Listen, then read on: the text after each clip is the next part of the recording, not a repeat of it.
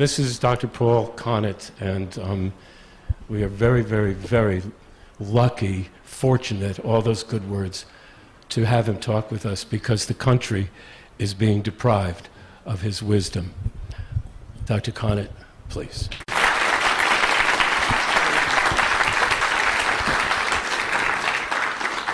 Thank you, John and Kathy, for organizing this, and thank you, Tony and Lisa from the Awareness Party.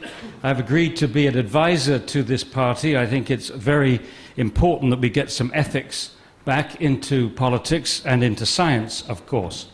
It's rather dangerous for me to talk in this, with this venue, sponsored here by Uncensored, because the other side is on the ropes as far as the science is concerned.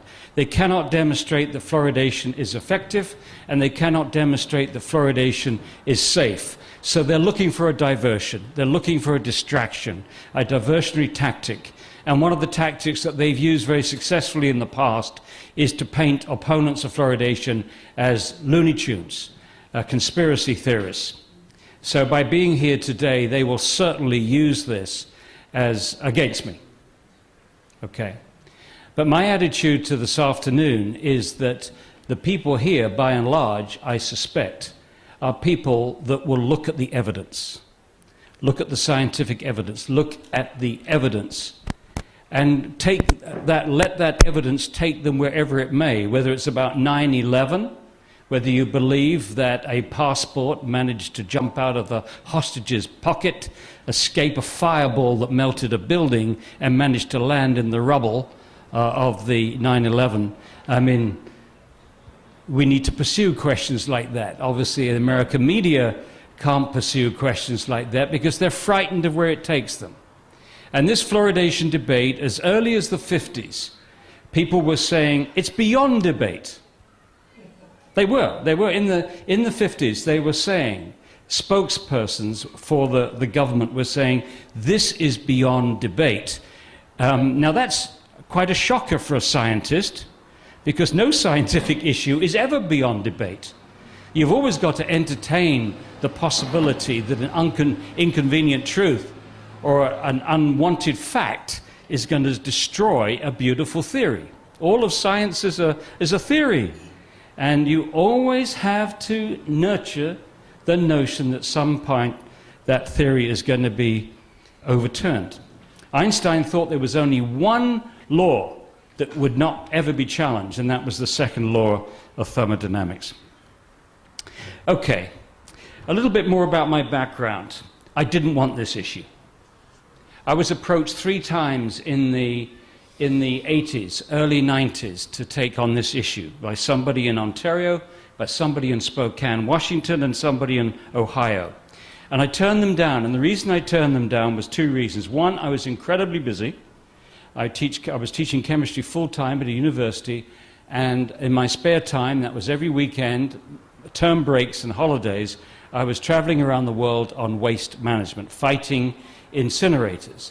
And to give you the end of that long story, after 25 years, that's taken me to 49 states in the United States, 7 provinces in Canada, and 54 other countries. This is actually the 5th time I've been to New Zealand. So very, very busy, and I didn't want a 3rd issue, and I didn't want a 3rd issue that was going to stigmatize me, which was going to convince people that I was over the edge. They already thought I was on the edge with dioxin and incineration being bad ideas, but this would have definitely pushed me over the edge in their eyes. And then my wife, one afternoon, brought a cup of tea and put it on my desk and gave me a bunch of papers and said, "Dear, would you read these?" And I said, "What is it?" And she said, "Fluoridation." I said, "Take that away, these people are crazy." But being my wife, unlike those other 3 people, I couldn't put her off. She says, "You've got to read it." I said, "Look, why?" She says, "Well, there's going to be a meeting tonight in the village council, and they're going to consider whether we're going to continue fluoridation. And I didn't even know we were fluoridated," she said. "And I want you to tell me whether I should be supporting the continuation of this or whether I should be stopping it." Because she's pretty, involved politically, locally. So, okay, all right, I'll read it. Now, when I started reading those papers, the one intention I had in the back of my mind was as quickly as possible to persuade my wife that the people opposed to fluoridation were indeed Looney Tunes and we could get on with our life. And one of the things I thought they confused was fluoride and fluorine. Fluorine is the most aggressive, most reactive element in the periodic table, whereas fluoride as a chemical species is very unreactive. Unreactive. This is like comparing salt with chlorine. You know, that's the difference. Anyway, I read down there, and it's clear they hadn't made that mistake. And it turned out that fluoride is extremely active from a biological point of view, and that the first opponents of fluoridation in the United States were biochemists. Biochemists who would use fluoride to poison the enzymes in their experiments. So they weren't Looney Tunes. And there was another thing that struck me. How incredibly low the level of fluoride was in mother's milk. In fact, very, very low, 0.004 parts per million. And what that means, if you're living in a community where the water is fluoridated 1 part per million, a bottle-fed baby is getting 250 times the level of a breastfed baby. 25,000% higher than a breastfed baby. Now think for a moment what baby's milk is. It's what Mother Nature has developed over millions of years of evolution to be the best meal for a mammal and for a human. And you, as a specialist in biochemistry, that's my main chemical background is biochemistry, you're incredibly impressed with nature's chemistry. It's incredible. For us to pull off the chemistry that goes on at room temperature and at atmospheric pressure every microsecond, maintaining all the 10,000 chemical reactions in a human body at the same temperature, we can tell that someone's sick if they just deviate by half a degree from a certain temperature. This incredibly complicated, exquisite chemistry operating with enormous, subtle feedback loop mechanisms and so on, we would need a chemical complex the size of New Zealand to duplicate that chemistry. And the thought that a bunch of dentists at the American Dental Association knew more about the nature about what a newborn baby needed for a healthy development was something which I found totally preposterous then, and 15 years later I can see it's utterly preposterous now. And that's with all the evidence that we've gained from the last 15 years. So yes, this is another example of man's extreme arrogance. The notion that nature is broken and we have to fix it. In this case, it seems rather insignificant. It's about tooth decay, and maybe we can improve tooth decay by improving on the level of fluoride in mother's milk. Now, let me say at the outset, I do not believe that fluoridation is the worst problem facing this planet. There are far worse problems. But the good news is, this is the easiest one to fix. All you need is a strong wrist. Just got to turn off a tap. You know, when the political will is there, it's as easy to end like that. I thought when walking to the village council that meeting, I said to my wife, I said, this is going to be easy, Ellen, this is going to be easy. I said, when they hear what I read this afternoon, there's no way they're going to continue to do this. It took us 7.5 years to get it out of our village. It ain't easy. It ain't easy. So to get that tap turned off, we need political will. We have to change, we have to get that political will, and the only way you can get that political will is by informing people, masses and masses of people. And that's become easier over the last 15 years because of the internet and because of the emails and so on. We can communicate better than we can ever communicate, people to people, like-minded people to like-minded people, and they can't keep hidden anymore the evidence. The evidence, all the studies are almost instantly available for anybody to read. They can't hide it anymore. They can't keep honest people, honest scientists, doctors and dentists away from the literature, and they've done their best to do that.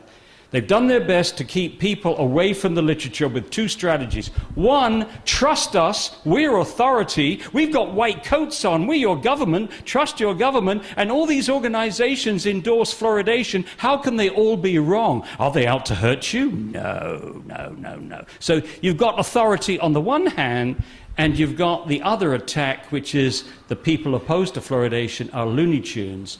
And when you see the way they've gone after opponents, for instance, when Phyllis Mullinex published her pioneer study on the effect of fluoride on animal brain, she was sacked. She was fired. She was told that her work was no longer relevant to dentistry.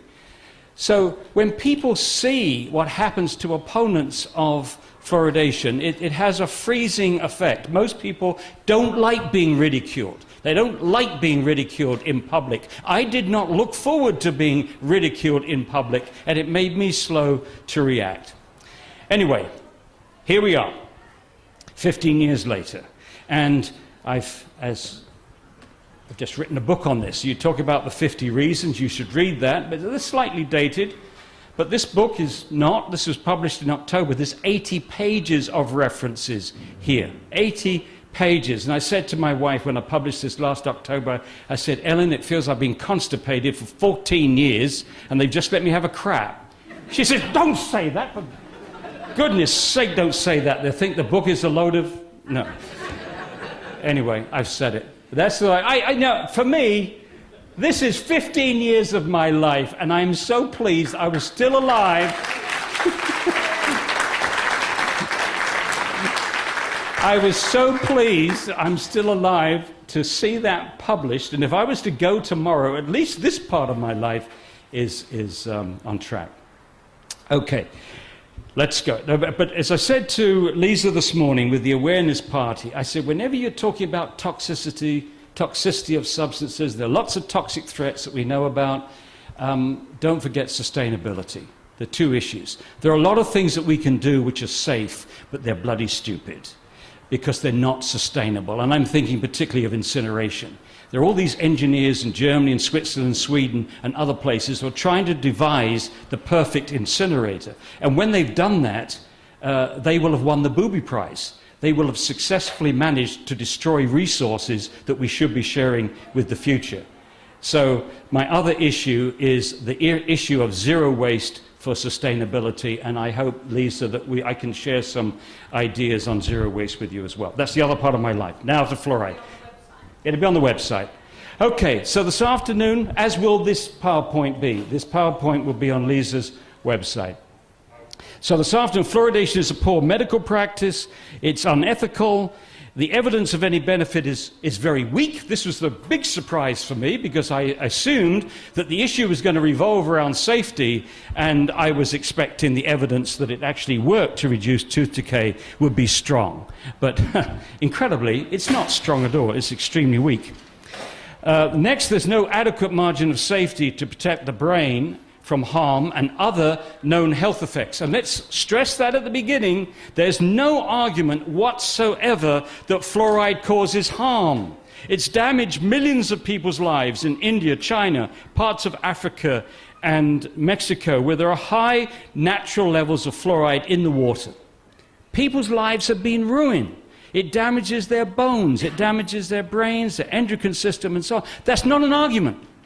That's not the argument. The argument is there a sufficient gap between the doses which have caused harm in India, China, parts of Africa, and Mexico, and the doses that we're likely to get in a fluoridated community, and is that gap sufficient to protect everyone?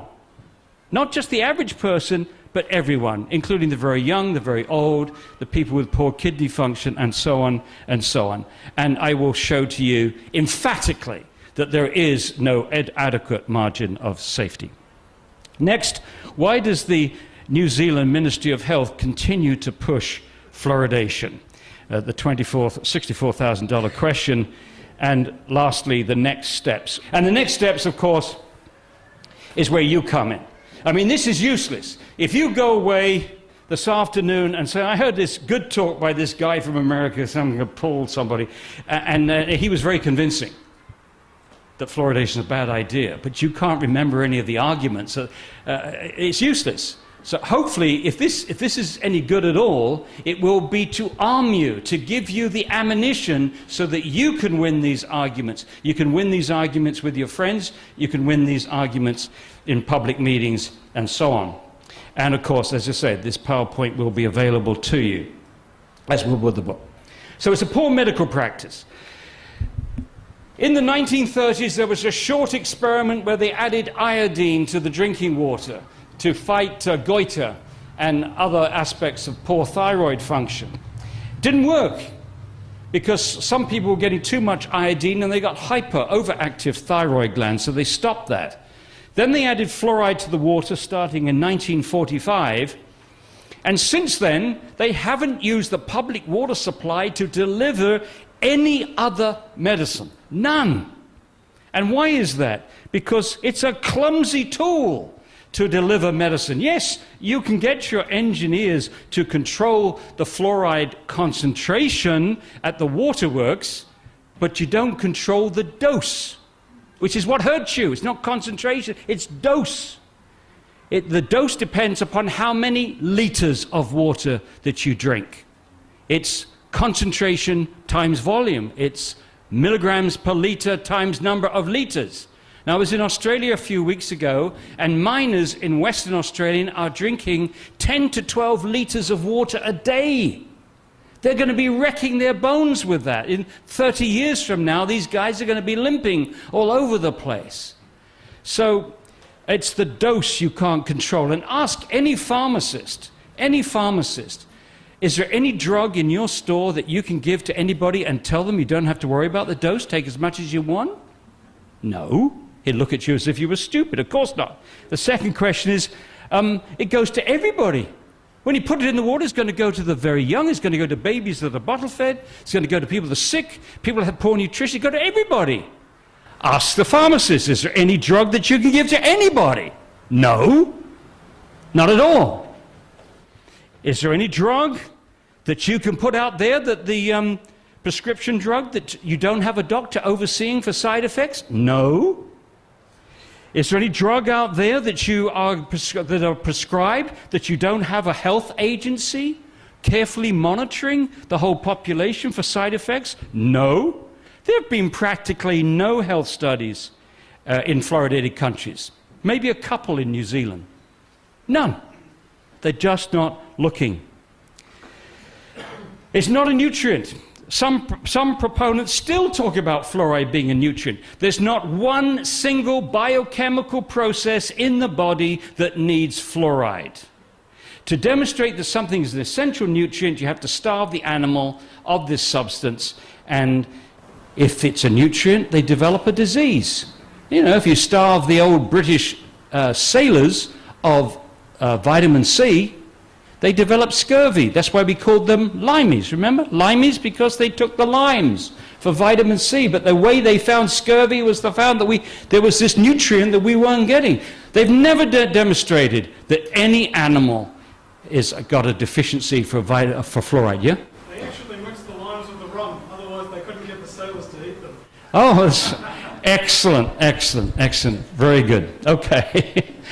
So it's not a nutrient, but of course, as I've already mentioned, it is extremely toxic. Not only does it interfere with enzymes, but it also interferes with G proteins, which are a little complicated, but basically G proteins are involved in getting messages across membranes. This is not something you want to interfere with. The chemicals used are not pharmaceutical grade. You know, dentists don't believe this when they're told this. These chemicals are obtained from the wet scrubbing system of the phosphate fertilizer industry. A spray of water captures two toxic gases, hydrogen fluoride and silicon tetrafluoride, and left to themselves, those gases have decimated the local environment, damaged the vegetation, crippled cattle.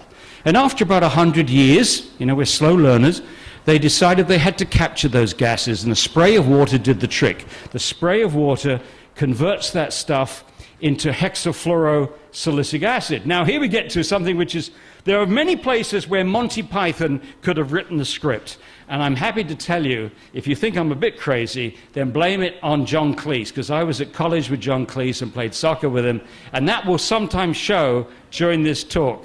You know, I can only remain serious for about 5 minutes, so I'll try. Anyway, this hazardous waste, this classification is it's hazardous waste, can't be dumped into the sea by international law. It can't be dumped locally because it's too concentrated. Get this. But if someone buys it from them, it's a product. And once it's a product, then it's no longer has the cradle-to-grave tracking regulations for hazardous waste. And the people that are buying this stuff from the phosphate fertilizer industry are the public waterworks, public utilities. Now, we had a funny situation in Johnstown, New York, where they stopped fluoridating, and they had a couple of barrels of this stuff left over.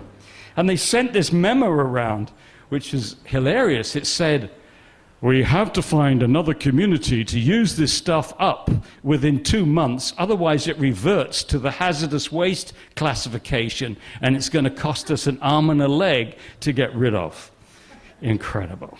So here are these substances. The main chemicals used are silicon fluorides, the hexafluorosilicic acid, that's the stuff that is captured in the scrubber, and you can convert that with sodium hydroxide into the sodium salt.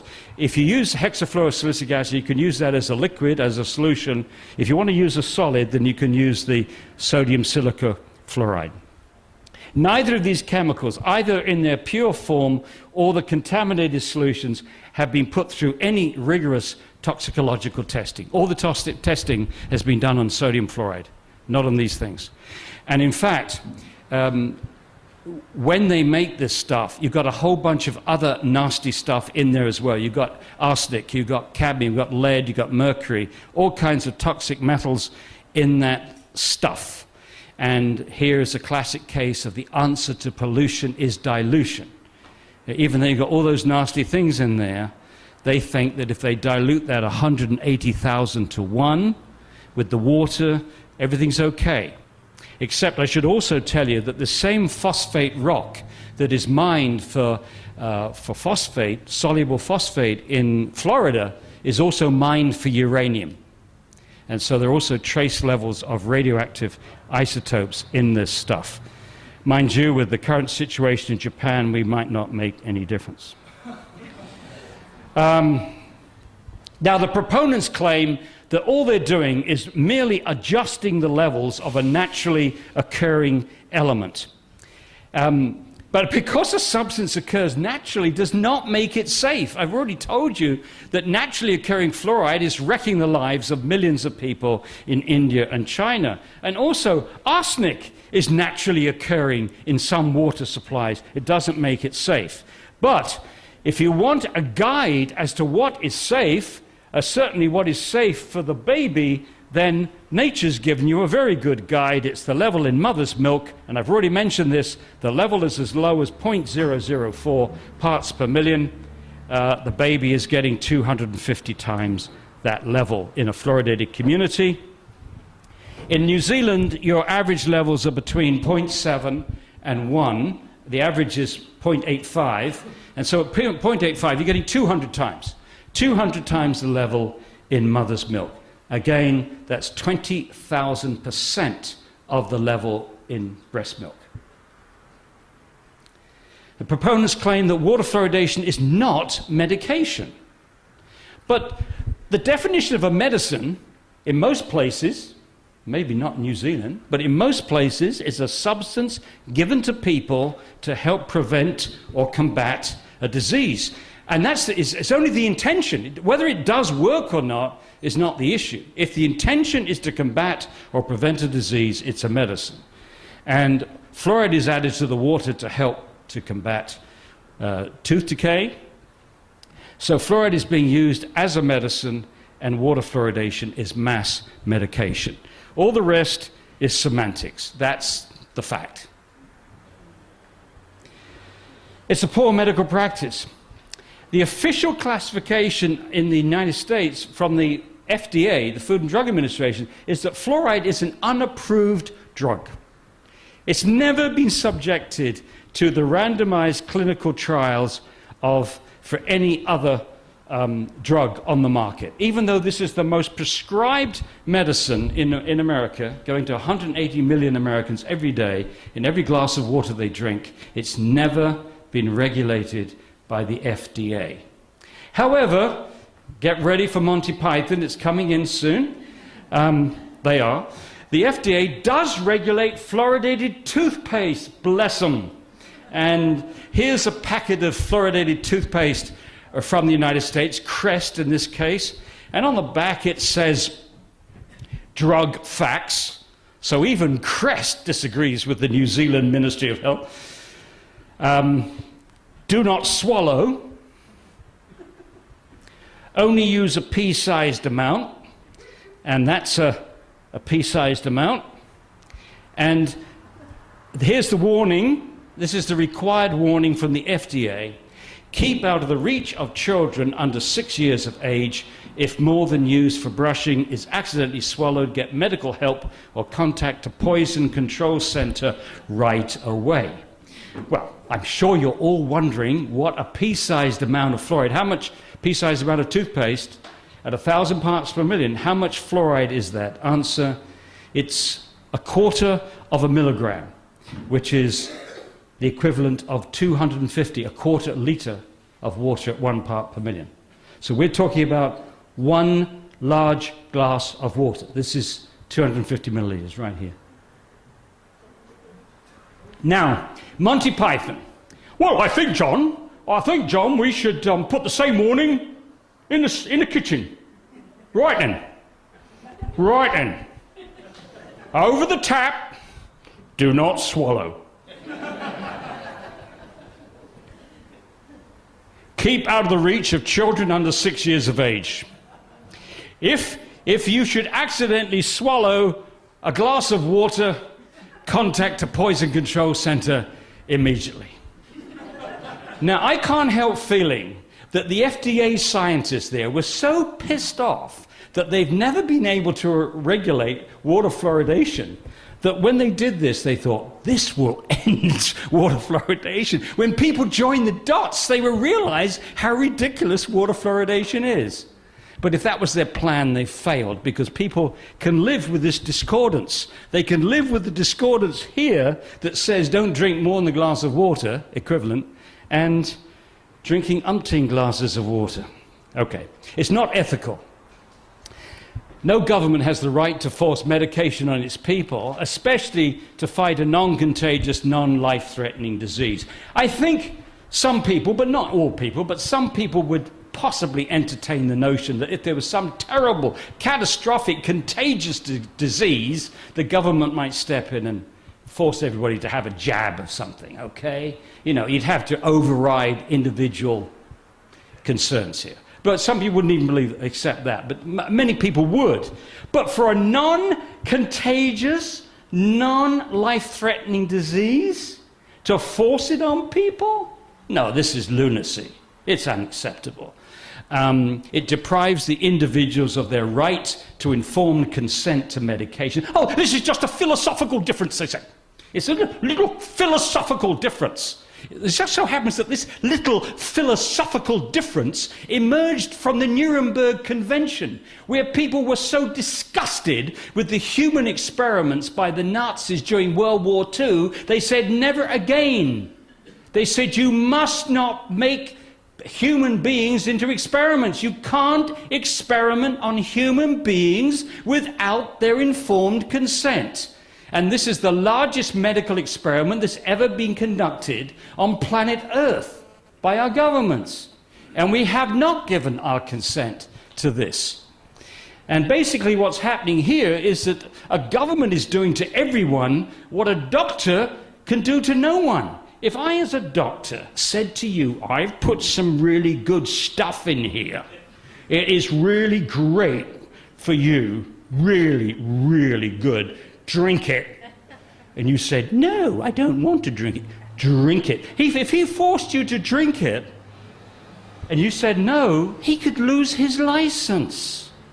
Because he's required to tell the patient what it's good for, what the side effects are for, and when he's gone through all that, that rascally, irrational, emotional citizen still has the right to say, no, doc, I don't want to take it. But our arrogant governments have said, no, we're going to force it on you, whether you like it or not. Now, the good news in New Zealand, this is still a local decision. You can still win this by voting against it. You can still win it by getting a council to vote it out. And that's happened, and it will continue to happen. In Australia, they're not that lucky. I've been into communities in Australia where they've had 800, 900 people to a meeting like this, where we've had 23 local professional people in the doctors and dentists saying we don't want it, and the Department of Health in Victoria has said you are going to have it whether you want it or not. I had the dubious pleasure of an interview with the Chief Dental Health Officer of Victoria a few years ago. And before I went there, John, I sent him a copy of the 50 Reasons. And when I got to the meeting and we started off, I said, have you had a chance to read the 50 Reasons? He said, yes, we have, but it hasn't changed our opinion about water fluoridation. I said, fine. I said, would you be prepared to put into writing, with all the scientific documentation, your response to these 50 reasons? And he looked at me straight in the face. He said, neither I nor my staff have any intention of doing that. And meanwhile, they're paying a fortune to a public relations outfit to prepare a brochure, very flashy brochure, answers to frequently asked questions about fluoridation. So clearly, they can answer their own questions, but they can't answer my questions or other questions from opponents. The second question I asked him was, Dr. Hall, if fluoride is so good for children, why is the level of fluoride so low in mother's milk? And he said, well, Mother Nature has dealt some children a raw deal. Now think about it. Who are those children that nature has dealt a raw deal? These are the unfortunate children who are born in unfluoridated communities. How unreasonable of nature to do that. Incredible, incredible. Okay, the evidence is very weak that it works. Only 8 countries in the world have more than 50% of their population drinking fluoridated water. Australia, Colombia, Ireland, Israel, Malaysia, New Zealand, Singapore, and the United States. You see, most of them are English-speaking. Most of them are heavily influenced by America, or were heavily influenced by America or England, or both. Japan doesn't fluoridate its water. China doesn't fluoridate its water. India, China, Japan, and most of Europe. 98% of Europe doesn't fluoridate its water. The vast majority of countries do not fluoridate. The vast majority of the world's population does not drink fluoridated water. In fact, nearly half of the people drinking fluoridated water live in North America. Now you understand a lot. Some of these European countries started but stopped. The Netherlands started and stopped. Switzerland started and stopped. 4 of these countries fluoridate their salt. But the vast majority neither fluoridate their water nor fluoridate their salt. Now, these government entities in Australia, when they're confronted with these arguments, it's amazing. They just say the first thing that comes off the top of their head. So when you bring up the fact that most of Europe is not fluoridated, they say, oh, well, that's because Europe doesn't have centralized water delivery systems. I go, what? What? Germany doesn't, France, Scandinavia, Netherlands, they don't have centralized water delivery systems? This is crap. But it's straight off the top of their heads. Oh, well, it's because Europe has high natural levels. Maybe 1 or 2 places, but certainly not all over Europe. And of course, they all fluoridate their salt. No, they don't. Only 4 fluoridate their salt. So it does disturb me that these civil servants are so ready to spin. You know, you accept the politicians are going to spin the moment they open their mouths. But you shouldn't expect that from civil servants, right? I thought that civil servants were meant to give the decision makers objective information. That's what they're paid for. Yes. Okay. Most countries don't fluoridate their water, but according to World Health Organization data, their children's teeth are just as good as those that do. This is World Health Organization data. We've plotted it, but it's their data for 12-year-olds, tooth decay, from the 1960s to the present. And you see that tooth decay is coming down as fast in all these countries as the fluoridated countries. So there's 4 fluoridated countries here. The yellow, orange, and brown, and the other countries are the non-fluoridated ones. And if you look down here, you see the tooth decay in all these countries for 12-year-olds. It's a wash. You can't tell the difference whether that kid's grown up in a fluoridated community or a non-fluoridated community. Okay? That's the big stuff. Okay. Comparing US communities. This is the largest survey ever done in the United States. It cost the taxpayers about $4 million. They looked at the teeth of 39,000 children in 84 communities. And this is what they found. For children who'd always lived their lives in a non-fluoridated community, it's about 8,000 kids, they had 3.4 decayed, missing, and filled surfaces. Now, in a child's mouth, when all the teeth have come out, there's 128 surfaces.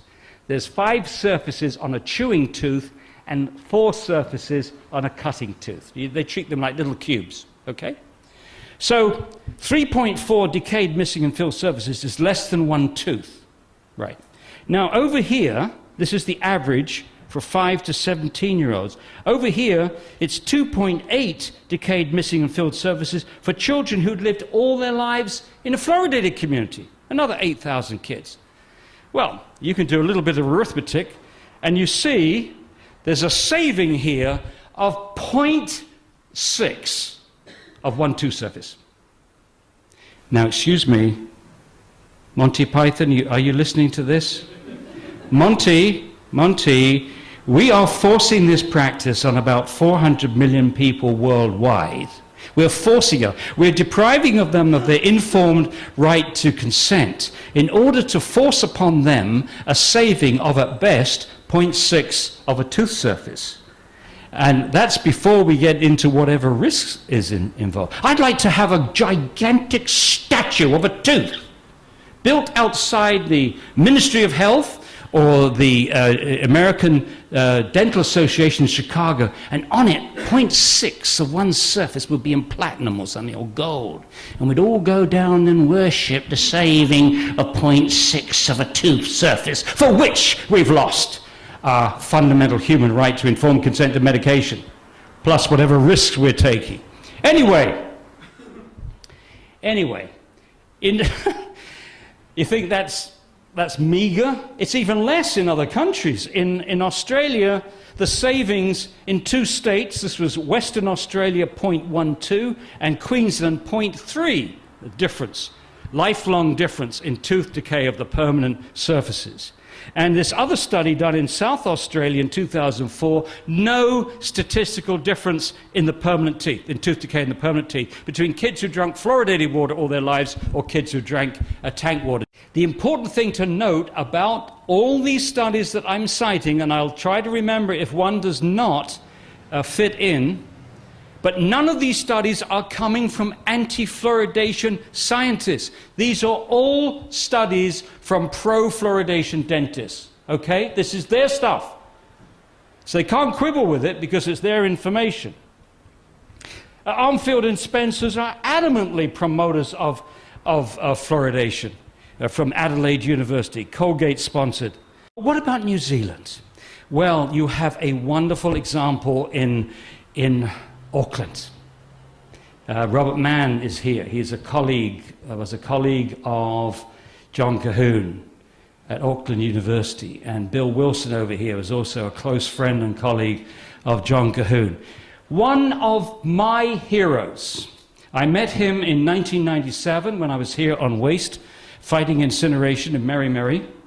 And I interviewed him on videotape, and I was really humbled by this interview. I felt, my God, if I'm ever in his situation, I hope I have the same guts as he's had of actually going in public and saying, I was wrong. You know, if somebody eventually shows that this is a bunch of, you know what, I hope I will go to the public and say, I'm sorry, I goofed, got it wrong. Would I have the courage to do that, or would I just keep quiet? I don't know. But anyway, John Cahoon, as the chief dental officer of Auckland, and then as a councillor, was an avid promoter of fluoridation. He was so effective that he was sent on a world tour in 1980 to collect the evidence once and for all that fluoridation worked. He went to Asia, he went to Australia, he went to North America, he went to Europe. 4 months. And to his utter dismay, the researchers behind the scenes were telling him, John, we simply are not finding a difference in tooth decay between the fluoridated and the non-fluoridated communities. So he came back, a little crestfallen, to New Zealand, and he found a big report on his desk marked confidential. And this report was the tooth decay figures for the whole of New Zealand. In those days, every 5-year-old and every 12-year-old had their teeth examined as part of the National Health Service. And he looked at the data. There was no difference in tooth decay in the children in the fluoridated cities and the non-fluoridated cities in New Zealand. In fact, the teeth were actually a little bit better in the unfluoridated cities. He still didn't do anything public with this. And then his assistants came to him and showed him pictures of dental fluorosis. And at that point, he decided to act. He took the kids in front of the TV cameras and went to the public and said, I was wrong. He apologized and spent the rest of his life trying to stop fluoridation in New Zealand and beyond. A really courageous man. He had the kind of integrity. If everybody had his integrity, can you imagine what this world would be like if our government officials had that kind of integrity? Unfortunately, they don't. And what he discovered is the same thing that Robert Oppenheimer's discovered. You have a very inflated notion of your power and your abilities when you are saying what the establishment wants. And when the establishment wanted an atomic bomb, Oppenheimer was a king. He was a god. But when he tried to, after the bombs were exploded and he saw the damage he'd done, and he tried to reverse, he tried to stop them developing the hydrogen bomb and so on, he was just tossed over like a rolled up plastic bag. He was no longer of any relevance to the establishment. He was saying the wrong things, and he had no power, no power. Worth remembering that. I call it the Oppenheimer factor. I found this myself when I was talking to groups around the world fighting incinerators. Oh yes, everything I was saying about dioxin. Oh yes, oh what a brilliant man. Oh, I wish I had you as a chemistry professor at college. And then when I've gone back to those same groups and tried to interest them in fluoride, oh, what a crazy guy. You're a pathetic little twerp. Fancy getting involved with fluoridation. What an idiot. Yeah. So you realize you get a very inflated notion. If you're telling people what, like now here, you want to hear that fluoridation is bad for you, right? So I'm the king for a day. Wait for the next one. Anyway, one of the things that John Cahoon did, after a while, he took a PhD, and I think, Robert, you were one of his advisors, yes, for his PhD. And one of the things that he found was that the Hastings-Napier trial for fluoridation, which was started in the late 50s, was a fraud. Was a fraud. The very study that was used to promote fluoridation all over New Zealand was a fraud. And it was a fraud for these reasons. One, they dropped the control city of Napier after a year because they were finding the tooth decay was better in the control city than in the fluoridated city. So they got rid of the control quickly. And then at the end, when they described the drop in tooth decay, they didn't tell people that they changed their way of classifying tooth decay. It was far less stringent at the end than at the beginning.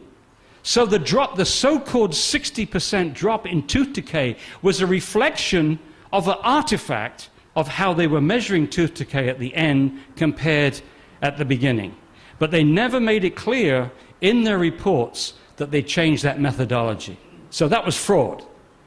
That was fraud. But here's an interesting letter that was sent out in 1962 by the director of the Division of Dental Health. I take it this is Ministry of Health. I'll read it. You probably can't read this. This is in the middle of this experiment now. No one is more conscious than I am of the need for proof of the value of fluoridation in terms of reduced treatment. It is something which has been concerning us for a long time. It's only a matter of time before I will be asked questions and I must have an answer with meaning to a layman, or I'm going to be embarrassed. And so is everyone else connected with fluoridation. But it's not easy to get. On the contrary, it is proving extremely difficult. Mr. Espy is conferring with Mr. Bock and Mr. Ludwig, and I am hopeful in due course they will be able to make a practical suggestion. I will certainly not rest easily until a simple method has been devised to prove the equation fluoridation equals less fillings. Now, if that's not a smoking gun, I don't know what is. You know, we're 7 years into the experiment. They're not finding the evidence. They're embarrassed by this, and they're struggling to find a way to prove that fluoridation equals less fillings. And now we know how they did it. They changed the methodology for the assessment of dental decay. I sent Dr. Calhoun's study to the Associate Minister of Health, Tony Ryle, and I said it would take a man of great patriotism and the ability to take a lot of flack in order to do something as important for New Zealanders as trying to remove fluoridation. So he passed it on to the Assistant Minister of Health. Betty Lefevre in 1998 described the difference in tooth decay in the permanent teeth, this was a survey of the whole of New Zealand, as clinically meaningless. But studies from the Ministry of Health. I was very fortunate to talk to the Ministry of Health last week. 25 people showed up. That was good. 25 people showed up. And I had before that read a report of theirs called Our Oral Health. And they found, this is quoting, they found that 9 to 10-year-olds continuously exposed to water fluoridation had half the dental caries experience. And this, of course, is the reason to keep this magnificent obsession going. Now, they referred to 4 studies. Here they are. Lee and Dennison, 2004. They compared Wellington, which probably has the best tooth decay rates in New Zealand, the best, versus Canterbury. Wellington is fluoridated, Canterbury is not fluoridated, and they had a saving of 1 DMFS, 1.4 subtracted from 2.4, 1 decayed missing and filled surface. Okay, so that's slightly better than America. But what's the percentage difference? The percentage difference is only 41% saving. In actual fact, the percentages are very misleading. You look at the absolute saving, so 1 tooth decay saving. But if Lee and Dennison had compared Canterbury with Waikato, which is fluoridated, or Otago that is fluoridated, they would have found that Canterbury was doing pretty well. It was doing 31% and 11% better than those 2 towns. So you have to be very, very careful when people are comparing 2 towns, because unless you match up very carefully the income levels, you can get any result that you want. There's a far stronger relationship between income levels and tooth decay than you'll ever find with the absence or presence of fluoride in the water. Now, that's first study. Second study, K. I can't pronounce that name. K.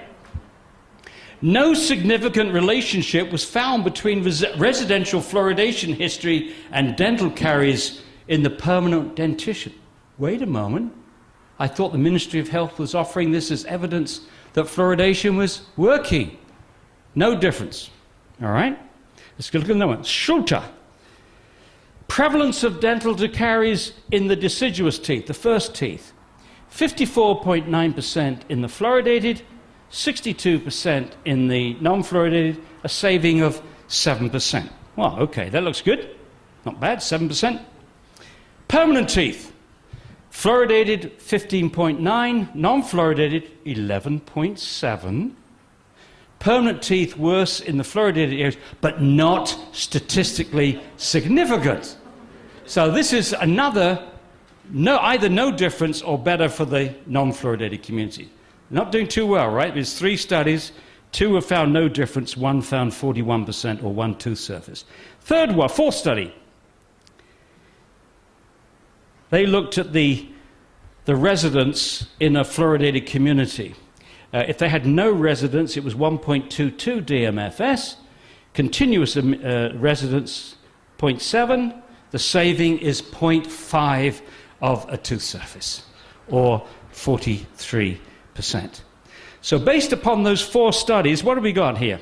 As far as saving permanent teeth, 0, 0, 0.53 and 1 permanent tooth surface out of about 1,000 permanent tooth surfaces in a child's mouth.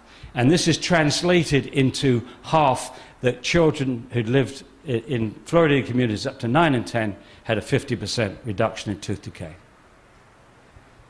Now, are these people that incompetent or that devious?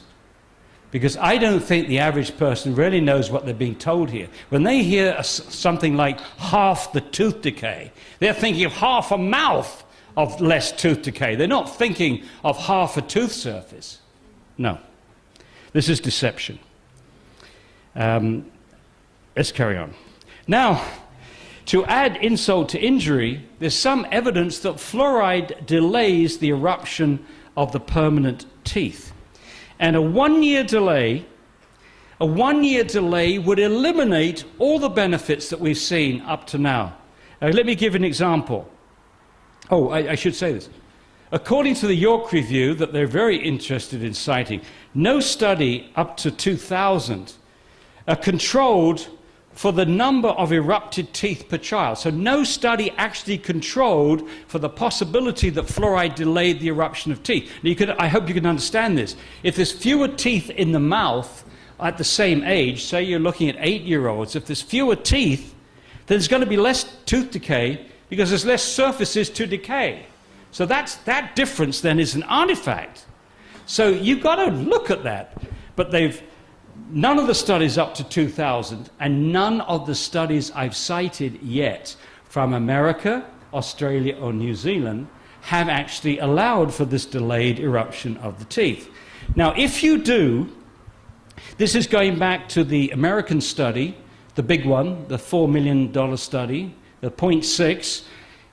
If you allow for a 1-year delay, there is no difference in tooth decay between the fluoridated and non-fluoridated communities. Just a 1-year delay. Now, there's a little bit of evidence here. It's not complete. Apparently, according to this paper published in 2009, the dental age of children in Australia was found to be lower than the children in the UK by 0.82 of a year. In other words, you've got the chronological age of the children, and if you look at the number of teeth that are where the teeth are at, the stages of development, the Australian children are 0.82 years behind the UK children.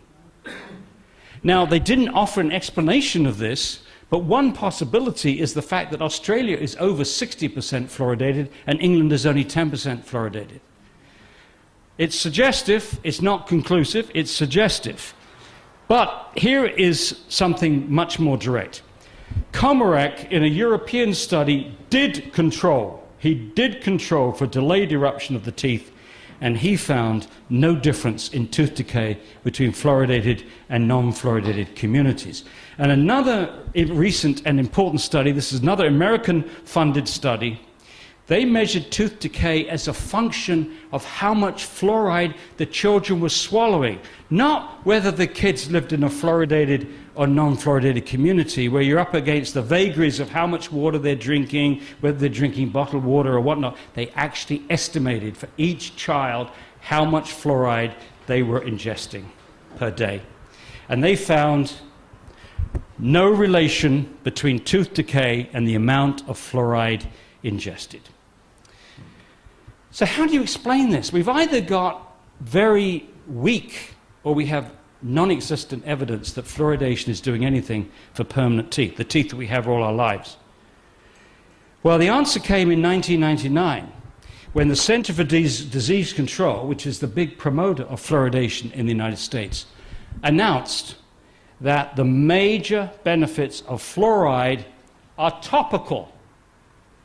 Works on the outside of the teeth, not systemic.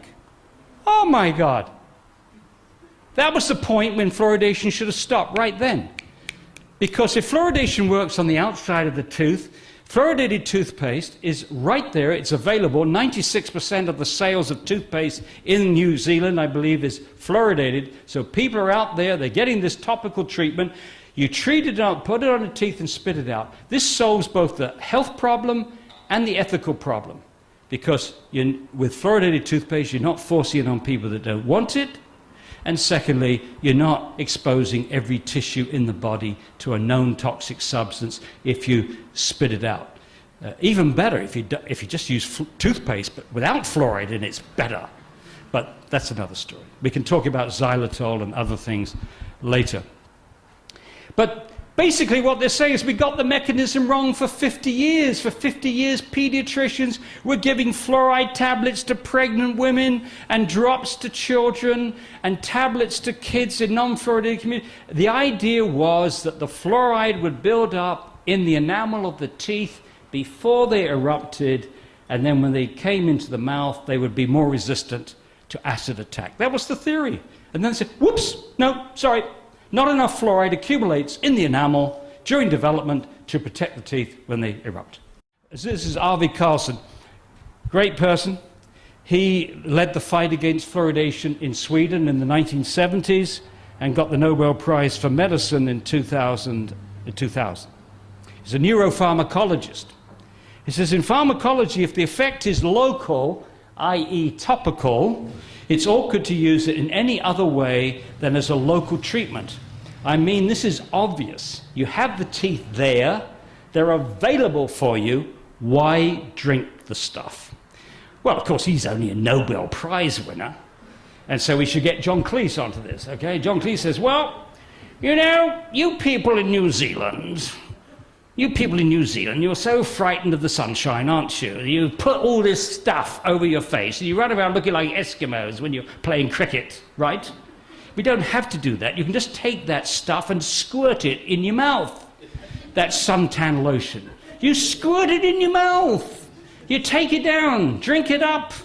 Now, if someone suggested that to you, you'd say, wait a moment, this suntan lotion, isn't that meant to protect the skin from the sunlight? Yes, it is. Well, how do you know if I swallow it that it's going to go all through my body and come out and protect the skin?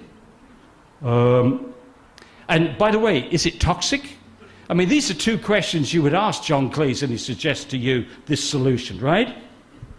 But our Ministry of Health doesn't ask sensible questions like that. Okay, we've got to part 4. There's no adequate margin of safety to protect everyone from known harmful effects. Now, I must tell you about this report because it's been largely ignored by New Zealand and Australia and all the other fluoridating countries, even though it's 507 pages, 1,100 references, and the most comprehensive and thorough investigation of fluoride's toxicity in water that's ever been undertaken. And the other piece of important news is it was undertaken by an independent, truly balanced panel. On this panel, they had 3 people that were opposed to fluoridation, 3 people that were very avidly for fluoridation, and 6 that had not taken a position.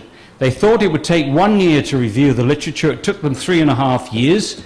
I was the only scientist that was invited to present my arguments in person for 45 minutes, just after the Center of Disease Control, which was a wonderful experience, because the CDC guy was the most boring public speaker that you've ever witnessed in your life. I mean, he was speaking, he was droning on, and his drone didn't even match the slides. He was out of sequence. And I looked and I was delighted because I saw the panel members before I'm going, they're all reading my stuff before I'm speaking. And they're not listening to him at all. They're reading my, all right, never mind. Never mind. It was a walkover, but never mind. So they came out with this report, and basically what they said, that their brief was to look at the safe drinking water standard in the United States, which is set atrociously high at 4 parts per million, and they came back and said the standard is not safe, it needs to be lowered. The very same day that this report is released, the American Dental Association says this is not relevant to water fluoridation. And 6 days later, Tweedledum caught up with Tweedledee and said, the CDC said, this is not relevant to water fluoridation. This report is consistent with our promotion of fluoridation at 1 part per million. Now, first of all, it shows these people have no understanding of toxicology because they're assuming because they were talking about 4 parts per million, this wasn't relevant to 1 part per million. You can't do it by comparing concentrations. You've got to compare doses, right? Somebody drinking over 4 liters of water at 1 part per million would get more fluoride than somebody drinking 1 liter at 4 parts per million. So you can't do it on the basis of saying the concentrations we use are less than 4 parts per million. But that's what they did. That's what they did. Pathetic. And then the National Health and Medical Research Council in 2007 in Australia did exactly the same thing. They said they were doing a thorough systematic review of the literature and dismissed this in 1 sentence. It wasn't relevant to Australia. You're getting a whiff, a rather nasty stench of the politics that influences with this thing. Anyway, that report went through all the harmful effects of fluoride. And can I stress again, fluoride, not necessarily fluoridation, right? Remember that margin of safety we've got to discuss. So what they found is that fluoridation causes dental fluorosis. We knew that. Fluoride causes brain damage. It lowers thyroid function, accumulates in the human pineal gland, it causes bone damage, possibly osteosarcoma. Yes, we may even be killing a few young men, but what's the lives of a few young men if you're saving 0.6 of a tooth surface? Some people are very sensitive to low levels of fluoride, which is exactly what you would expect. Exactly what you would expect. If you were subject a whole population to a toxic substance, you expect a normal distribution of response. You expect a few people at one tail to be amazingly resistant to that toxic substance. You'd expect most people to have an average response, and you'd expect a few people at this tail to be very sensitive to fluoride. So when you hear about 1% being sensitive to fluoride, that's exactly what you would expect. Especially when they report the same symptoms that other people get at much higher doses. Okay, dental fluorosis. The early promoters of fluoridation thought they could limit dental fluorosis, I'll show you pictures in a moment, to 10% of the population in its very mild form. This is what it looks like. This is very mild. These are white, opaque patches up to 25% of the tooth surface. And that's at one range, and the other range is little opaque patches on the cusp of the teeth, usually on the corner of the teeth. You look around to your friends in Auckland and see how many people got these little white opaque patches on the edges there. That's very mild dental fluorosis. Now, mild dental fluorosis is up to 50% of the tooth surface. And moderate, notice the word, moderate, affects 100% of the tooth surface with indentations and almost immediate discoloring. All of them can get discolored with time, but the moderate comes in and it's pretty discolored from the beginning. And in November of last year, the Center of Disease Control dropped a bombshell on the United States when they told us that 41% of American children between 12 and 15 have dental fluorosis, and it's gone up by 9% since '87. So 28.5% have very mild, 8.6% have mild, and 3.6% either have moderate or severe. And they also pointed out that there was more dental fluorosis in black children, Afro-American and Hispanic children, than white children in the same communities. And it looks as if that, for whatever reasons, people with a dark skin are more sensitive to fluorides, certainly for dental fluorosis and maybe for toxicity in general.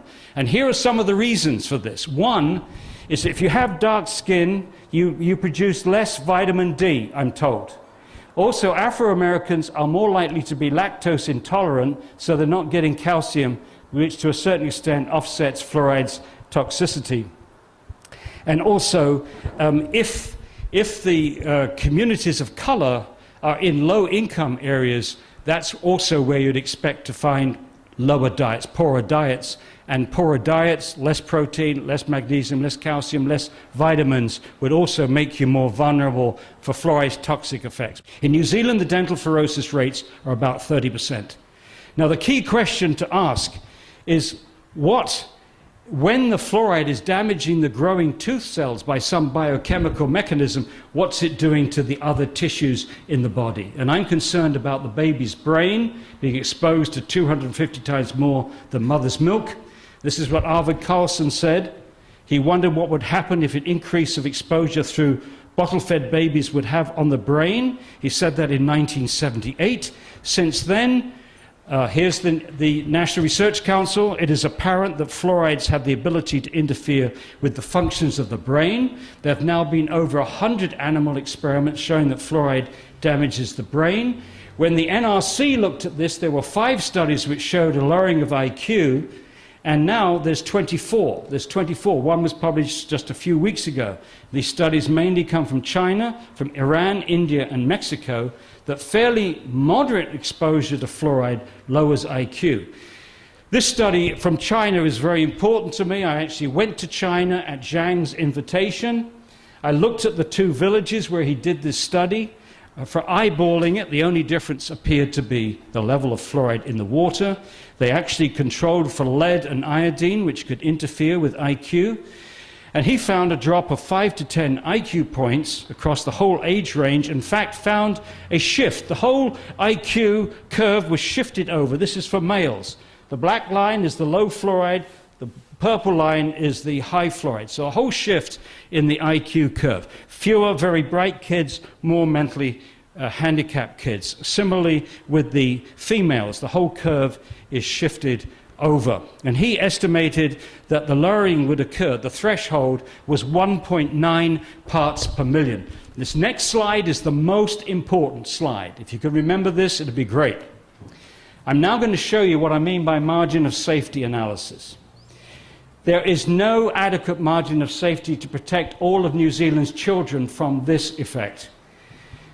Zhang found that the threshold was 1.9 parts per million. But don't forget, this was a small study group of a homogeneous, I mean, they're all Chinese, they all have similar everything in these villages except fluoride.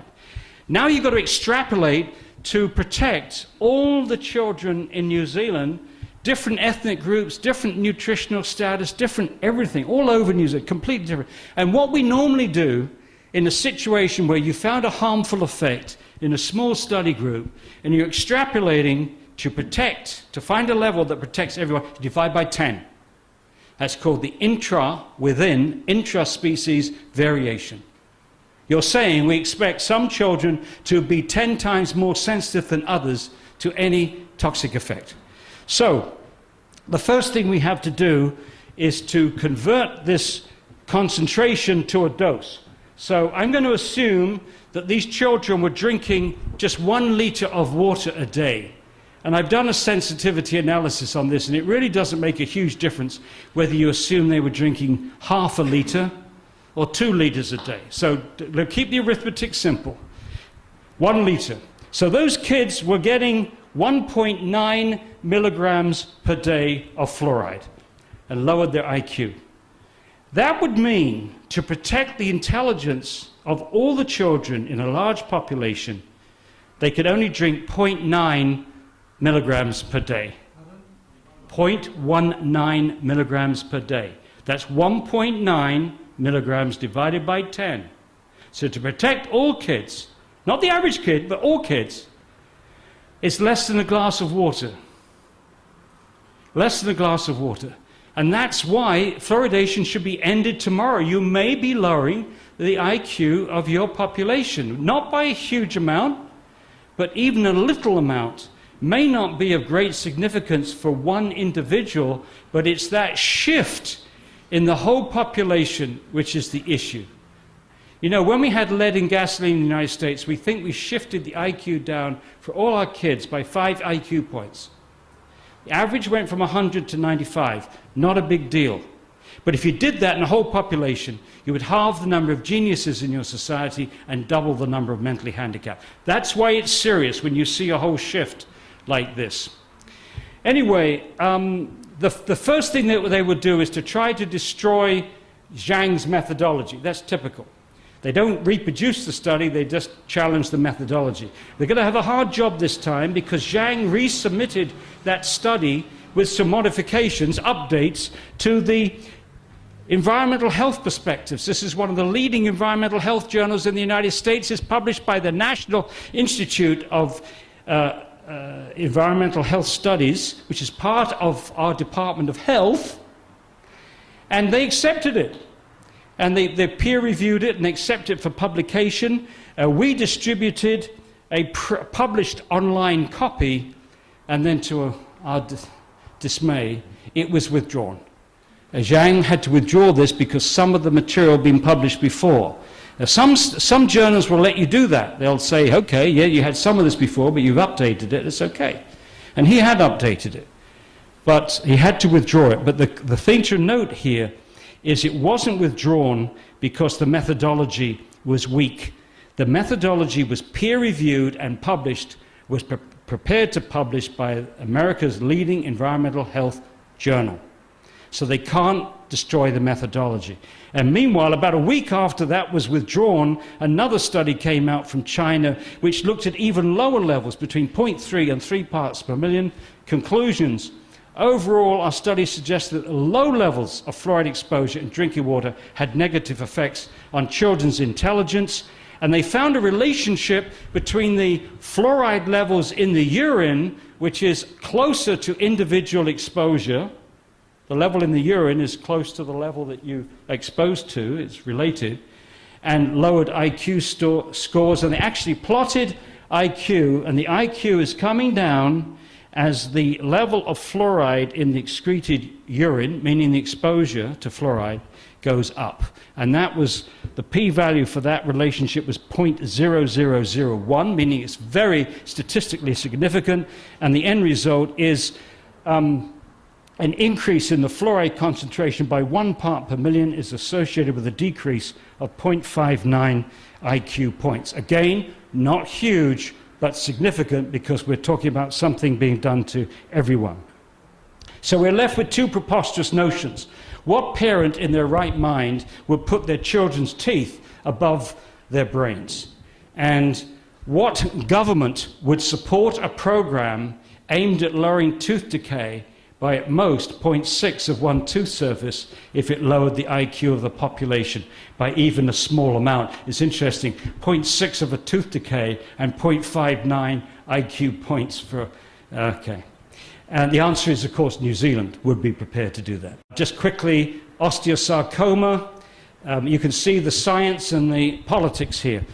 Bassin, who's a dentist, got her doctoral thesis in Harvard, and she found that young boys exposed to fluoridated water in their 6th, 7th, or 8th years, this corresponds to the mid-childhood growth spurt when the bones are turning over rapidly, and a 5 to 7-fold increased risk of developing osteosarcoma by the age of 20. Osteosarcoma is a bone cancer which is frequently fatal for young men.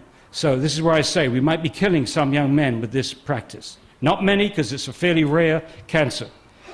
Now the politics. Her boss, Chester Douglas, who is a consultant for Colgate, a promoter of fluoridation, just somehow for the next 4 years failed to tell anybody that his graduate student had found this, including going to the British Fluoridation Society 1 year later in 2002 and saying to the British Fluoridation Society, my work shows no relationship between fluoridation and osteosarcoma. Oh, they were so pleased to hear that. But he didn't tell them about his graduate student's work. Totally unethical, totally unethical. I mean, he could have told them and given his reservations, but not to tell them, unacceptable. She eventually published her study with 3 co-authors. In the same issue of the journal, up pops Douglas again and puts in a letter discounting her findings. He says, my larger study will not show the same results as Bassin. And promoters of fluoridation have been using this promise of a study, which is unpeer-reviewed and unpublished, to knock out a well-conducted study which found that effect. And that includes the new National Health and Medical Research Council in Australia. And Douglas promised his study for the summer of 2006, and we are still waiting for Chester Goddo Douglas to produce this study. That's the politics of the thing. Thyroid function, several lines of information indicate that fluoride exposure has an effect on thyroid function, and if fluoride lowers thyroid function, it would explain the delayed eruption of teeth, the lowered IQ in children, and also the fact that we have a huge increase in hypothyroidism in the United States. The pineal gland. Jennifer Luke showed in England that fluoride accumulates in the human pineal gland, which makes an important hormone called melatonin, which is like a biological clock. It deals with the onset of puberty, jet lag, sleep patterns, and aging. And in animal studies, she found that animals exposed to fluoride lowered their melatonin production and shortened the time to puberty. When she looked around in the literature, she found only one study that dealt with anything to do with puberty and fluoride, and it was the second trial in the United States, from 45 to 55, Newburgh, Kingston. And she found that the young girls in the fluoridated community were menstruating on average 5 months earlier than the non-fluoridated community, which they didn't think was significant at the time. And that same study found a significant difference in cortical bone defects in the fluoridated kids, twice as many. The cortical bone is the outside layer of the bone, which is most important for protect against fractures.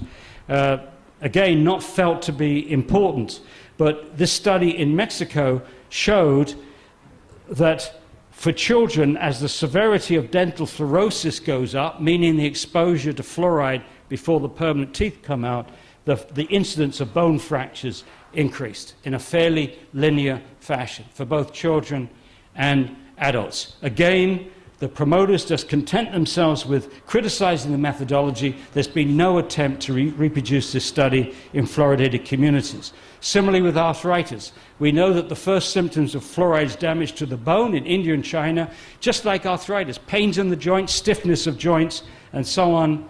And we have 1 in 3 American adults with arthritis. You ask a doctor, Doc, I got arthritis, what causes that? He says, we don't really know.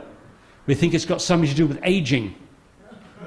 Well, it could be something to do with aging in a fluoridated community, whether you live 10, 20, 30 years, 40 years drinking fluoridated water. No one is looking in any fluoridated country. And we're also concerned about bone fractures. The NRC conceded that bone fractures was an issue with fluoride. Fluoride hardens the bones, but makes them more brittle. And whether or not that will have an influence on hip fractures is something I don't have time to go into, but there's one important study. If you go to chapter 17 in our book, we go into that in some detail. Now, as far as New Zealand is concerned, I should warn you that tea drinkers may have a problem here. The fluoride levels in tea, particularly in England, you know, you go to England, then first thing in the morning, they knock on your door. You're sound asleep, and this perfect stranger comes in. No, would you like a nice cup of tea, dear? So you have a cup of tea before you awake. then you have a 2 or 3 at breakfast, then you have 11sies, then you have lunch, and then you have tea time, of course, and it goes on all day. They have hundreds of cups of tea. Well, here are the levels of various different kinds of tea, and if you assume that 1 liter is 8 cups of tea, or 4 mugs, somebody drinking 8 cups of tea could be getting anything from 1 to 7 milligrams a day. If you drink 16 cups of tea, you could be up to 14.6. This person here is going to be getting levels of fluoride which are associated with the tripling of hip fracture rates in China. So a heavy tea drinker could damage their bones. Now, and also don't give tea to kids too soon because of their brains, okay? But we may be lucky. It may be because the tea drinkers in Australia, New Zealand, and England have milk in their tea, and it's possible that the calcium in the milk is partially protective. You could hope you can swing on. But what I recommend is that you mix.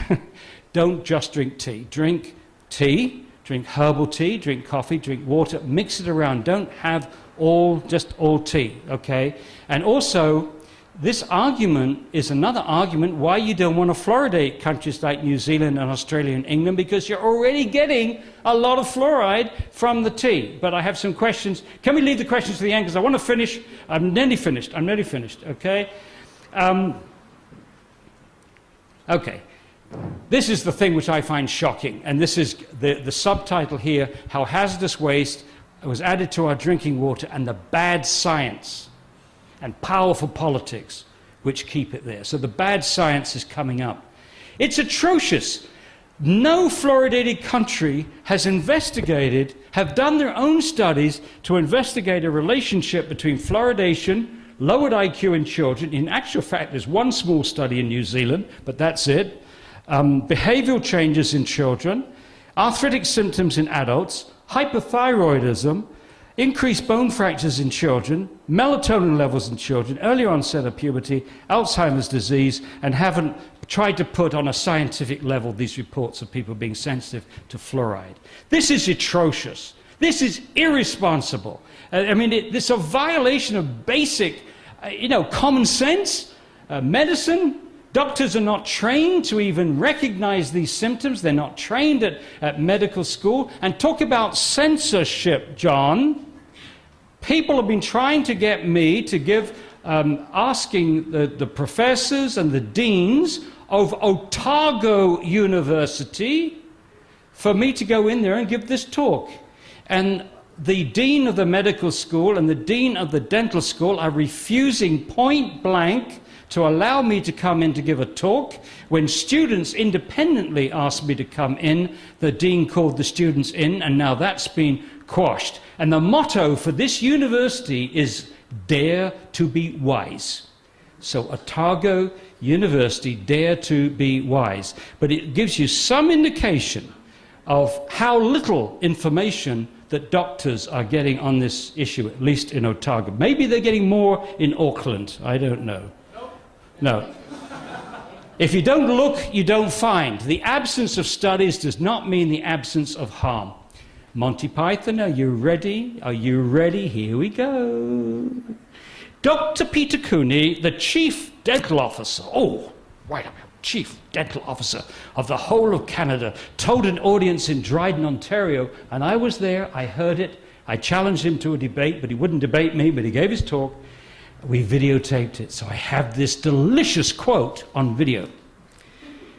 He said, he's Irish extraction, so I'll try to give the accent. He says, I walked down your high street today, and I didn't see anyone growing horns, and you've been fluoridated for 40 years.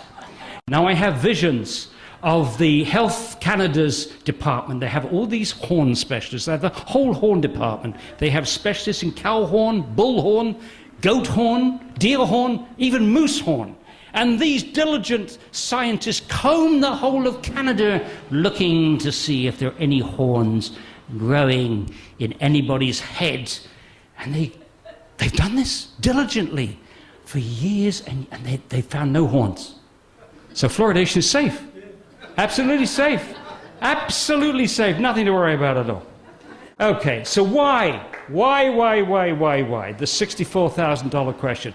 I do not think, I'm sorry, John, I do not think they're trying to dumb down the world's population. I do not think they're trying to limit the world's population. No, you don't think so. You think so, I don't think so. But anyway, but the only rational explanation that I can come up with, which is only halfway there, is that these health agencies continue to promote water fluoridation, even though the science indicates that it's neither effective nor safe, is because for whatever reasons, it's become more important to protect this practice than to protect the people. Now, of course, that begs the real question, why is that? And I'm trying to look at this rationally, okay, so why does the dental lobby continue to promote fluoridation? Well, they're very proud of this practice. If you argue this with the dentist, they're going to get very emotional about it. They're very proud of what they've done. Fluoridation helped to establish dentistry on a par with medicine. You know, the fluoridation research took place in the 40s. The first trials began in 1945. The US Public Health Service endorsed it in 1950, but in 1948 they built the National Institute for Dental Research in Washington, Bethesda, Maryland. So this is when dentistry became on a par with the rest of medicine in terms of getting the big money for research. All of a sudden they're on the map. And fluoridation is the backbone of public health dentistry.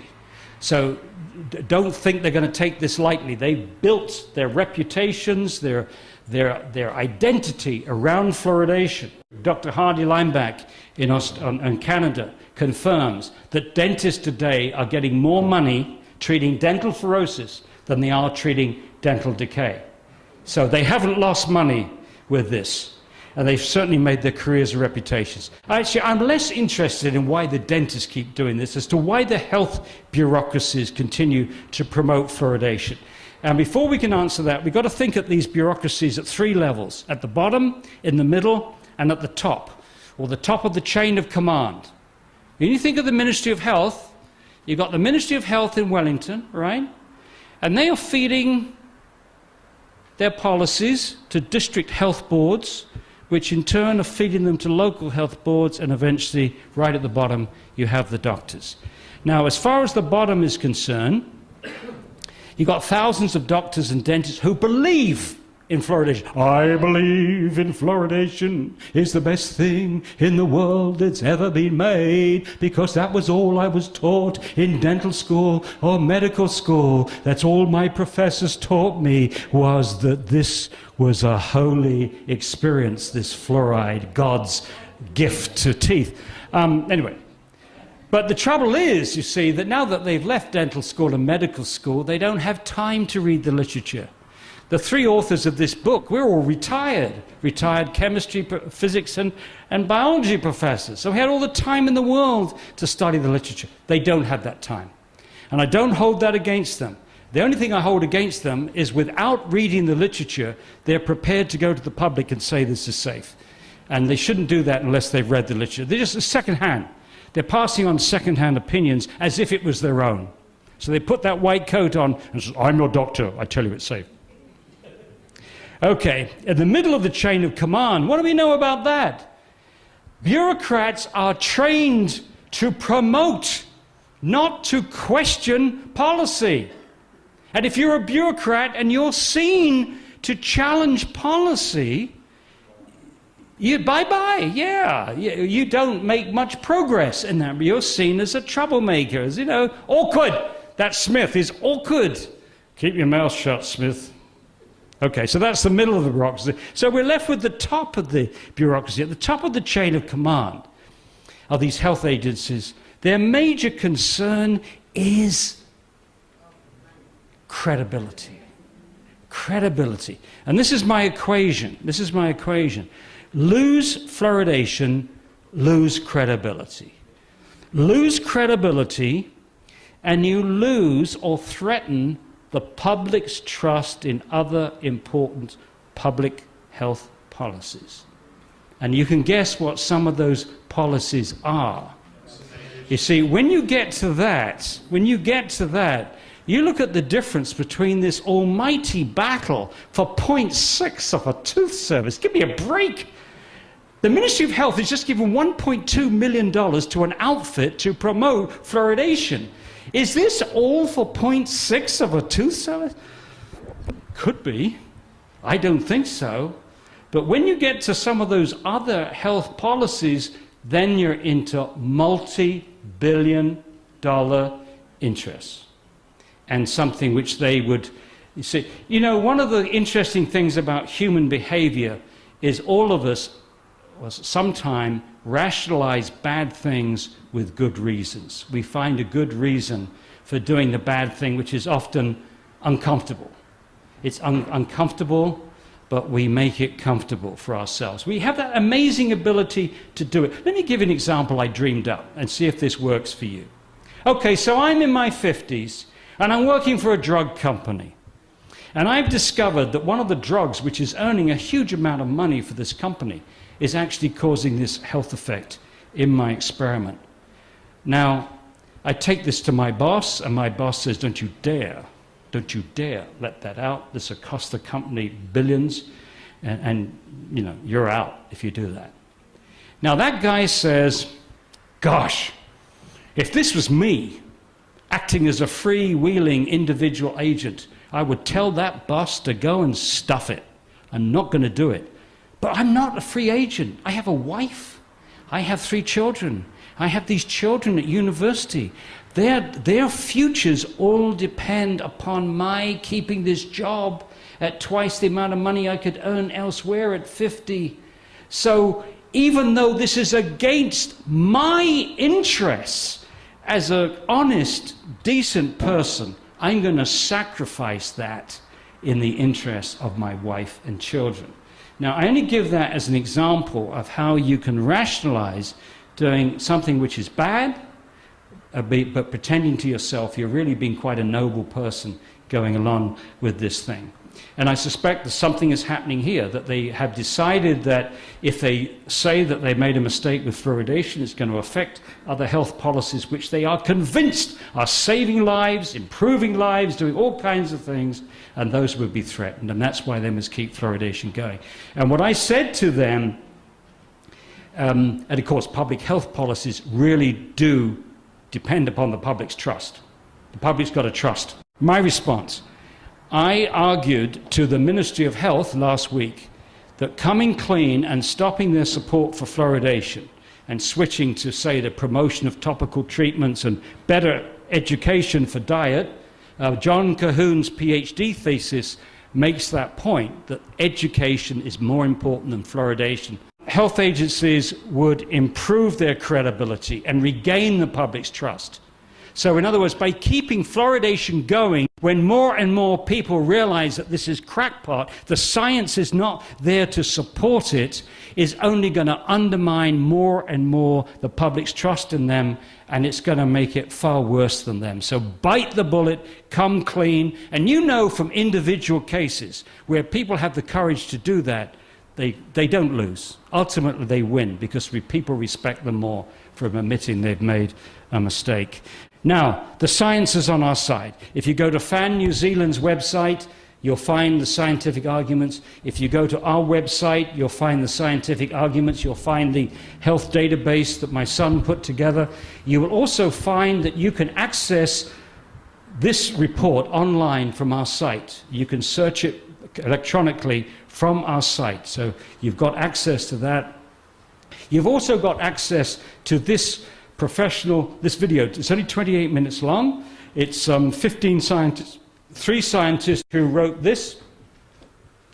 Arvi Carlson, Nobel Prize winner, 2 former EPA, US EPA scientists, Sir Ian Chalmers, and a few other distinguished, Phyllis Mullinex, who did the first animal experiment with fluoride on the brain, myself, Vivian Howard, really good, important people. And that's important for you to share with people, because those who think that the people opposed to fluoridation are twerps, idiots, Flat Earth Society, when they look at this, there's no way.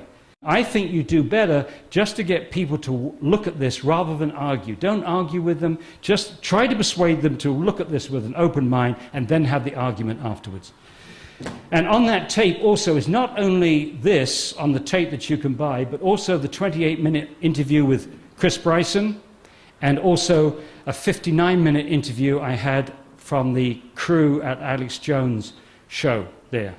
And that's the best interview I've ever done. That's 58 minutes of it. So you've got a lot of ammunition there. You have more ammunition today, and of course our book. So with this, you can really, we wrote this so that citizens would no longer be put down by the white coats. Because you say to the white coat who tries to pull rank on you, I'm a doctor, I'm a professional, and you're only a citizen. You say, fine, have you read the book? Oh, you haven't? Oh, well, when you've read the book, then maybe we can have this discussion further. So this levels the playing field for you, at least until they've read it. Then you might be in trouble. But anyway, you can try. Thank you.